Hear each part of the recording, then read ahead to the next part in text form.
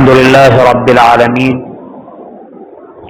إله الأولين والآخرين والصلاة والسلام على سائر الأنبياء والمرسلين والملائكة المقربين وعلى آله وصحبه أجمعين. أما بعد فقد قال النبي صلى الله عليه وسلم: من رأى منكم منكرا فليغيره بيده وإن لم يستطع فبلسانه وإن لم يستطع فبقلبه وذلك أضعف الإيمان أو كما قال عليه الصلاة والسلام. میرے محترم بھائیوں، دوستوں اور بزرگوں، انسان دنیا میں رہتے ہوئے دنیاوی چیزوں کے حاصل ہو جانے کو اپنی حقیقی کامیابی سمجھتا ہے، اور یہ سراسر دھوکہ ہے. لیکن اس دھوکے میں ایسا پڑا ہے کہ آخرت کا بڑا سے بڑا نقصان ہو، دنیا کے معمولی نقصان کے بدلے اس کو برداشت کر لیتا ہے، لیکن آخرت کے ذرہ برابر دنیا کے ذرہ برابر نقصان کو وہ برداشت نہیں کرتا. اور دنیا میں عجیب مزاج ہے ہم مسلمانوں کا. اگر دنیاوی اعتبار سے کسی کام میں ہم سے کوئی غلطی ہو جائے، اول تو دنیاوی معاملات میں دنیا کے سارے کام کو انجام دینے میں ہم بہت ہوشیار اور بہت متقید رہتے ہیں، بہت بیدار رہتے ہیں، اور کام کرنے سے پہلے 10 آدمیوں کے ساتھ مشورہ کرتے ہیں، اور خوب اچھی طرح جان لینے کے بعد اس کام کو انجام دیتے ہیں. پھر بھی اگر دنیاوی معاملے میں ہم سے کہیں کوئی چوک اور غلطی ہو جائے، اور وہ غلطی ہمیں کوئی آدمی مفت میں بتلا دے، پیسے لے کر بتلا دے، وقت خرچ کرنے کے بعد بتلا دے، ہم اس کو اپنا بہت بڑا محسن سمجھتے ہیں، خیرخواہ سمجھتے ہیں. مثال کے طور پر ایک آدمی اپنا مکان بنا رہا ہے. مکان بناتے ہوئے اس نے کام شروع کیا. اس نے مشورے کے ساتھ، غور و فکر کے ساتھ جتنے گہرے پائے کھودنے تھے کھدوائے. لیکن جس علاقے میں وہ رہتا ہے، جس زمین پر وہ مکان بنانا چاہتا ہے، آرکیٹیکٹ یہ کہتے ہیں کہ یہ اتنے کم گہرے کھودے ہوئے کھڈے یہ کامیاب نہیں ہے. تو اس نے کھڈے کھدوا دیے، کام شروع کر دیا. کسی آرکیٹیکٹ نے دیکھا اور کہا کہ یہاں کی زمین ایسی ہے کہ یہاں 4 فٹ کے پائے کافی نہیں ہے، یہاں 6-7 فٹ پائے ہونے چاہیے. تو ہم میں سے ہر ایک شخص پہلے تو اس کہنے والے کا شکریہ ادا کریں گے، اس کو اپنا خیرخواہ سمجھیں گے، اور اس کی باتوں کے مطابق فوراً ہم عمل کریں گے. کیوں؟ صرف اس بنیاد پر کہ ہم یہ جانتے ہیں کہ جو کام ہم کرا رہے ہیں اس کام کی یہ ماہر ہے. کام شروع ہوا، ہمیں ضرورت پڑی، ہم اسٹیل خریدے، ریت خریدے، سیمنٹ خریدے. چنانچہ ہم نے بہت غور و فکر کے بعد اچھے سے اچھا سامان خریدا. کیوں؟ بنیاد میں ڈالنا ہے. ہم نے غلطی سے وہ سامان خریدا، وہ سلیے خریدے جو چھت پر لگائے جا سکتے ہیں، کولم میں لگائے جا سکتے ہیں، بیم میں لگائے جا سکتے ہیں. وہاں جو فرش پر بنیاد میں جو لگائے جاتے ہیں وہ ہم نے نہیں لی. جو آرکیٹیکٹ ہے اس نے دیکھا تو اس نے فوراً کہا یہ چلیے کینسل ہے، یہ نہیں چلیں گے. یہ بنیاد ہیں، پائے ہیں، اس میں اتنے نمبر کے، اتنے وزن کے، اتنے ہیوی اسٹیل چاہیے، سریے چاہیے، یہ کمزور ہے۔ تو ہم نے جو لیے تھے اچھے لیے تھے، اعلیٰ لیے تھے، لیکن وہ چھت میں چلنے والے تھے، نیچے چلنے والے نہیں تھے۔ اس نے کہا یہ نیچے نہیں چلیں گے، ہم نے لگا دیے تھے، جب کہا آرکیٹیکٹ صاحب نے کہ یہ نہیں چلیں گے، وہ واپس نکال دیے۔ کیوں؟ ہم نے اعتماد کیا کہ اس فن کا یہ ماہر ہے، یہ بتلا رہا ہے، ہماری خیرخواہی میں بتلا رہا ہے۔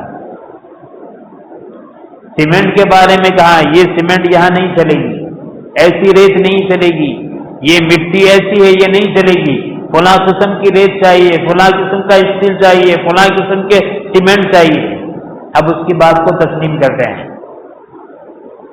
مکان بننا شروع ہوا، دیواریں بننی شروع ہوئی، سلیب کے لیے تختے وغیرہ ڈال دیے اور کام شروع ہونے والا ہے۔ اور آرکیٹیکٹ نے کہا آپ کے مکان کی جو لمبائی ہے، آپ کے مکان کی جو چوڑائی ہے، اس اعتبار سے یہ چھت زیادہ اونچی ہے یا اس اعتبار سے یہ چھت زیادہ نیچی ہے۔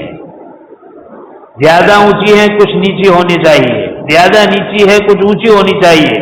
ہم بحث نہیں کریں گے، بلکہ ہم کہیں گے کہ اس فن کا ماہر ہے، صحیح بات کہہ رہا ہے، اس کے پاس اس کی مہارت ہے، علم ہے، اس کی بات کو مانیں گے۔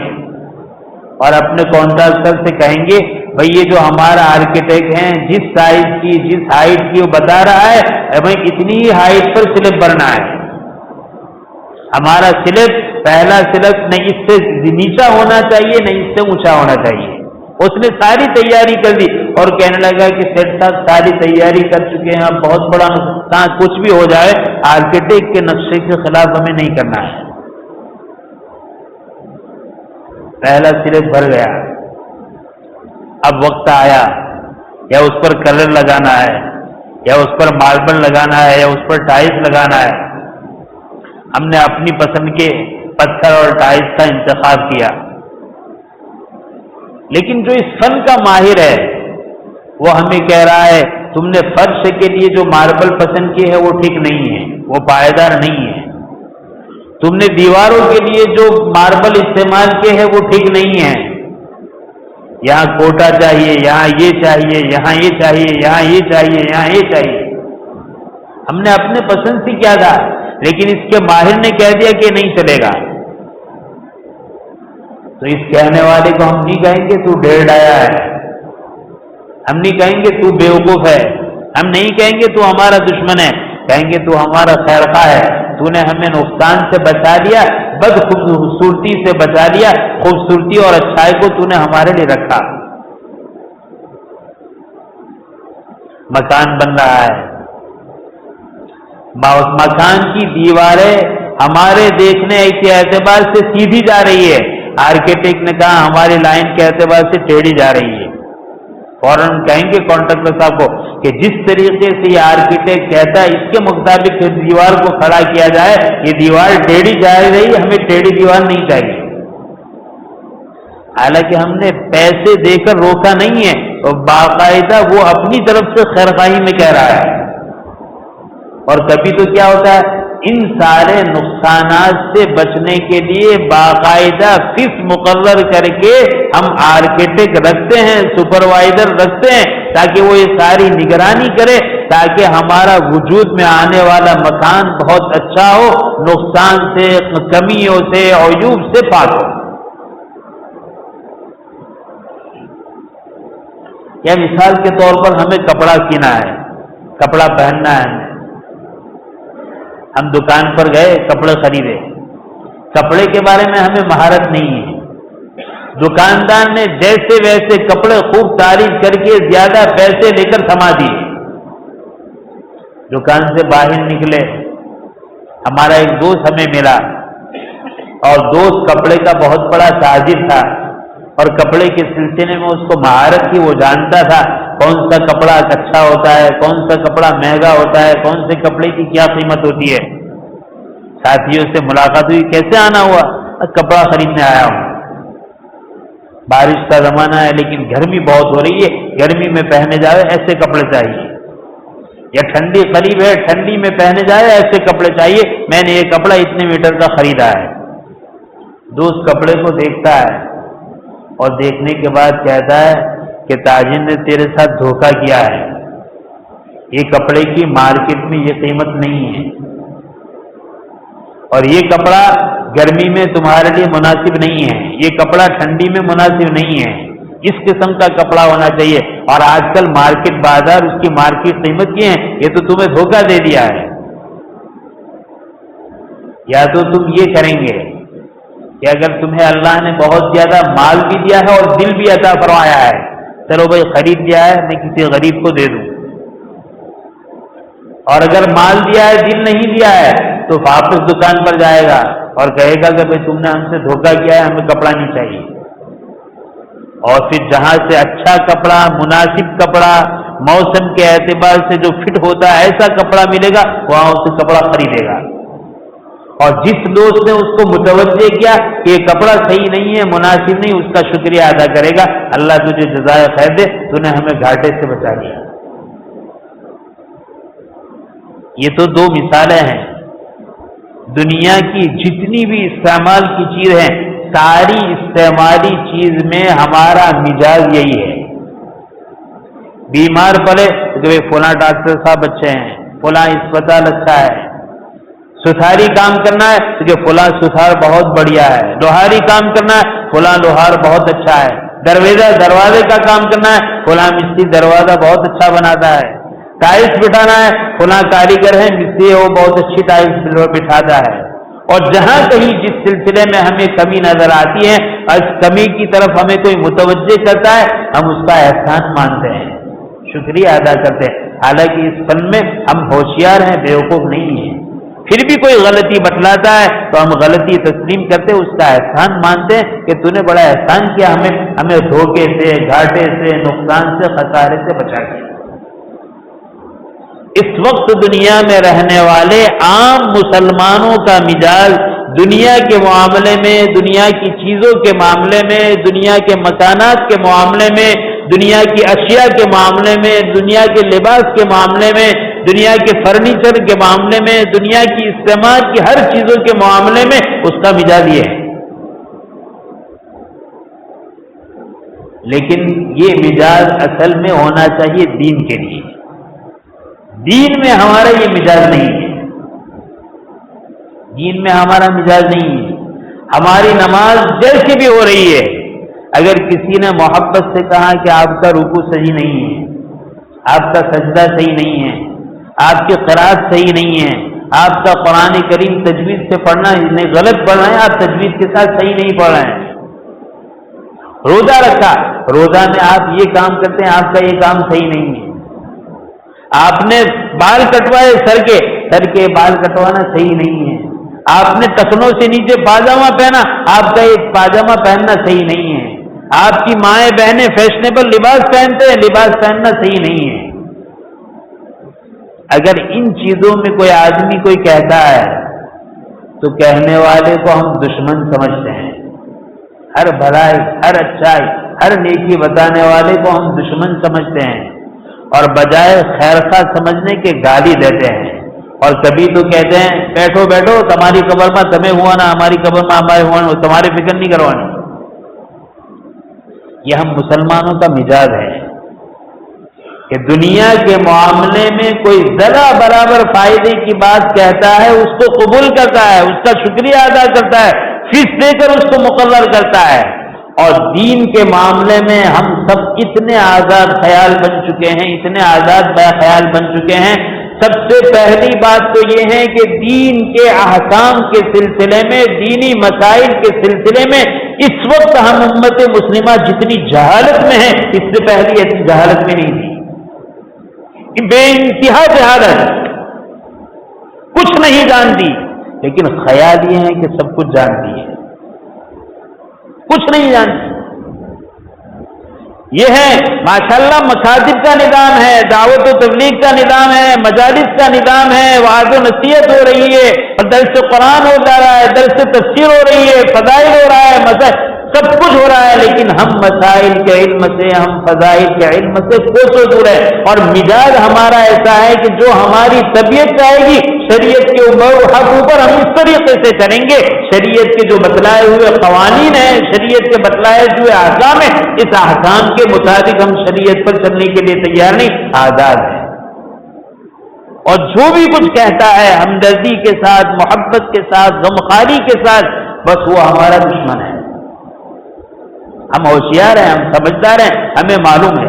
اسی لیے بعض مرتبہ مسائل پوچھے جاتے ہیں اور مسئلہ بتانے کے بعد کہتے ہیں ہاں میں نے بھی خبر ہوتی پر ذرا پوچھ لے دو. کچھ جانتا نہیں، جاہل مطلق ہے دین کے بارے میں، لیکن خیال یہ ہے کہ ہم سب کچھ جانتے ہیں. میرے بھائی، یہ مزاج ایک کامل مومن کا نہیں ہو سکتا، یہ مزاج ایک ضعیف مسلمان کا ہو سکتا ہے. بلکہ اگر دین کی بات کہنے والے، دین کی بات بتانے والے کو ہم اپنا بدخواہ سمجھے تو یہ مزاج ایک مسلمان کا نہیں، ایک دشمن اسلام کا ہو سکتا ہے. یہ ہمارا مزاج بن رہا ہے، یہ ہم اس طریقے سے اپنی زندگی گزار رہے ہیں. جس شعبے میں جس نے ہمیں کسی طرف متوجہ کیا وہ ہمارا محسن ہے. چاہیے تو یہ تھا اپنی نماز ہم نماز کے جاننے والوں کے سامنے رکھتے، یہ ہماری نماز ہے، صحیح ہے، یہ ہمارا رکوع ہے، یہ ہمارا سجدہ ہے، یہ ہماری قرات ہے، یہ ہمارا قرآن ہے، صحیح ہے. ہم روزہ اس طریقے سے رکھ رہے ہیں، یہ ہمارا روزہ صحیح ہے. ہم زکوٰۃ اس طریقے سے ادا کر رہے ہیں، ہماری یہ زکوٰۃ صحیح ہے. ہم حج اس طریقے سے ادا کر رہے ہیں، ہمارا حج صحیح ہے. ہم خیرات اور صدقات اس طرح دے رہے ہیں، ہمارا خیرات صدقات کرنا صحیح ہے. ہم نماز قرآن کریم کی تلاوت اس طرح کرتے ہیں، ہمارا قرات کرنا صحیح ہے. ہم ذکر و اذکار تسبیحات اس طرح کرتے ہیں، ہمارا ذکر و اذکار تسبیحات صحیح ہے. اور یہ تو عبادات کا معاملہ ہے. ہم دکاندار ہیں، تاجر ہیں، ہماری تجارت اس انداز کی ہے، یہ تجارت صحیح ہے. ہمارا کاروبار یہ ہے، یہ کاروبار صحیح ہے. ہم ملازمت اور نوکری کرتے ہیں، ہماری یہ ملازمت اور نوکری صحیح ہے. ہم کھیتی باڑی کرتے ہیں، کیا شریعت کے مطابق ہمارا کھیتی باڑی کرنا جس انداز سے ہم کر رہے ہیں وہ صحیح ہے. آپس کے معاملات ہیں وہ ہمارے معاملات لین دین کے صحیح ہے.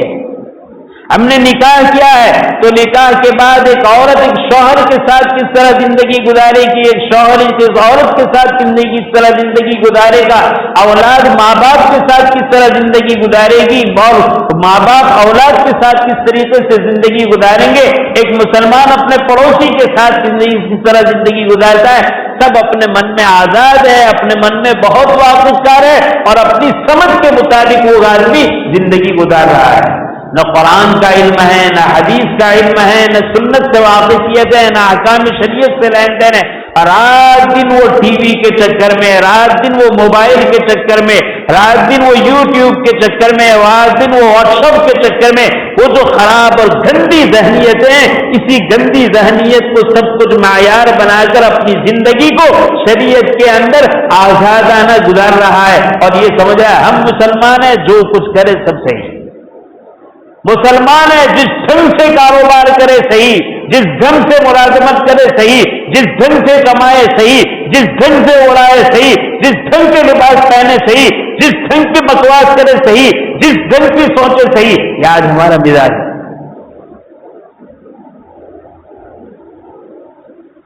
کیوں میرے بھائی؟ یہ اسلام بیزاری کی علامت ہے. اسلام سے ہم بیزاری کر رہے ہیں، اسلام سے ہم دور ہو رہے ہیں، اسلام کو ہم پسند نہیں کر رہے ہیں، زبان سے نہیں بول رہے، لیکن زندگی کے ہر شعبے سے صحیح اسلام کی حقیقت کو ہم نکال رہے ہیں. اسلام اور تعلیمات اسلام سے ہم دور ہوتے جا رہے ہیں. کوئی کہنے والے دین کی بات، چاہے وہ علماء ہو، چاہے وہ دعوت و تبلیغ کے ساتھی ہو، چاہے خانقاہی بزرگ ہو، جب کوئی دین کی بات کہتا ہے ہمیں کڑوی لگتی ہے. ہمارا مزاج اس کو قبول کرنے کے لیے، اور ہر چاہتا ہے میں جو کہتا ہوں صحیح ہے، میری بات صحیح ہے، سب کی بات غلط ہے. پہلے تو یہ ذہن پھر ذہن کے بعد جو اچھی بات کہتا ہے اس کے بارے میں برائی، فلاں عالم خراب ہے، فلاں مفتی صاحب خراب ہے، فلاں داعی صاحب خراب ہے، فلاں نیک کام کرنے والا خراب ہے، فلاں دین کی باتیں بیان کرنے والا خراب ہے. یہ ابتدا ہے، یہ انتہا ہے. ضلالت کی، گمراہی کی ابتدا ہے کہ پہلے قبول کرنے کا جذبہ ختم ہوا، ماننے کا جذبہ ختم ہوا، پھر جو اس طریقے سے اچھی بات کر رہے ہیں ان کے خلاف کھڑے گئے، دشمن بن گئے، عداوتیں کرنے لگے، مکاری کرنے لگے، منافقت کرنے لگے. میرے بھائی یہ ضلالت اور گمراہی کی انتہا ہے. ہمارے اس ماحول میں، ہمارے اس کلچر میں، ہمارے اس دور میں اتنی ساری اصلاح کی سعی اور کوشش ہونے کے باوجود ہم میں سے ہر ایک شخص اپنے بارے میں یہ فیصلہ کرے گا کہ روزانہ ہم دین سے دور قریب ہونے کے بجائے دور ہو رہے ہیں، اور ہر شعبے میں دین سے قریب ہونے کے بجائے سے دور ہو رہے ہیں. نمازی نماز پڑھ رہا ہے، روزہ رکھنے والا روزہ رکھ رہا ہے، پڑھنے والا پڑھ رہا ہے، پڑھانے والا پڑھا رہا ہے، چلا دینے والا چلا دے رہا ہے، خانقاہ میں بیٹھنے والا خانقاہ بیٹھ رہا ہے. ہر ایک اپنی زندگی میں مست ہے، لیکن دین سے بظاہر وہ قریب ہو رہا ہے، حقیقت میں وہ دور رہ رہا ہے. کیوں؟ اپنے آپ کو آزاد سمجھ رکھا ہے اور مزاج یہ سمجھ رکھا ہے ہمیں کوئی کچھ نہ کہے.